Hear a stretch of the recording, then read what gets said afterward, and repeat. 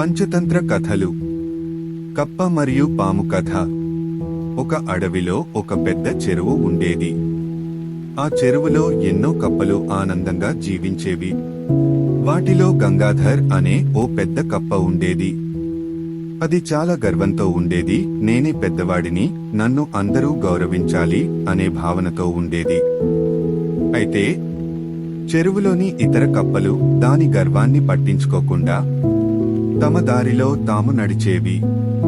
ఈ విషయం గంగాధర్కు నచ్చేది కాదు.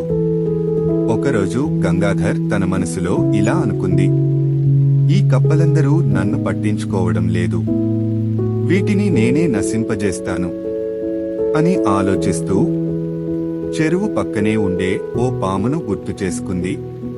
అది ఎప్పుడు ఆకలితో ఉండే పాము. వెంటనే ఆ పామును కలిసింది.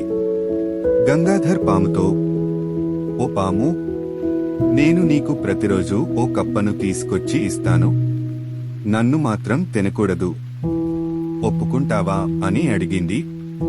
పాము మొదట కాస్త ఆశ్చర్యపోయింది, కాని ఆకలితో ఉండటంతో వెంటనే అంగీకరించింది.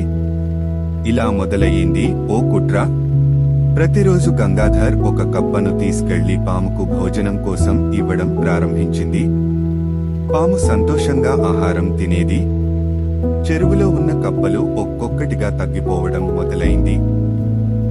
మిగతా కప్పలు అన్నిటికీ ఏం జరుగుతోందో, రోజుకి ఒక కప్ప ఎలా మాయం అవుతుందో అర్థం అయ్యేది కాదు.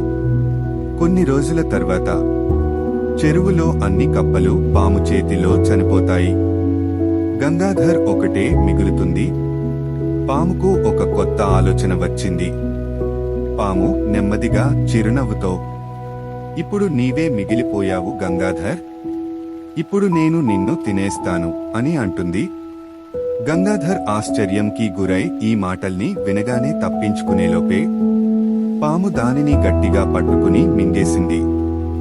కథ యొక్క నీతి: శత్రువుని నమ్మకూడదు. తాత్కాలిక ప్రయోజనాల కోసం చెడుతో కలిసిన వారికి చివరికి నష్టం తప్పదు. ఇతరుల్ని నాశనం చేయాలనుకుంటూ మనమే వినాశనాన్ని ఆహ్వానించుకుంటాం. Thanks for watching. మరిన్ని వీడియోస్ కోసం మా ఛానల్ కి సబ్స్క్రైబ్ చేయండి.